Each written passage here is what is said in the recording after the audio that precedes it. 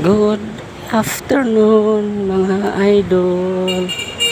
So dito tayo ngayon sa Paterno. Pupunta tayo sa JDS Optical. Pag dito kayo sa Paterno, ayan Paterno yung pahaba galing doon sa simbahan ng Quiapo. Dire-diretso nyo na lang kasi Paterno ito yun. Galing yun sa simbahan ng Quiapo. Dire-diretso nyo na lang.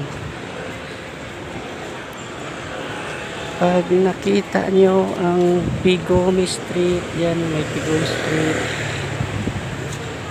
kakaliwa na kayo dito.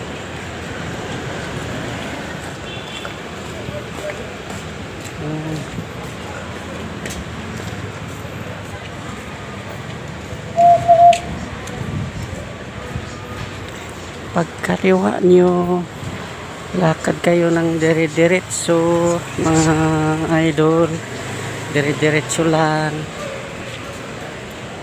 Tapos makita nyo yung Jollibee, yung Jollibee na yun, ayun Jollibee.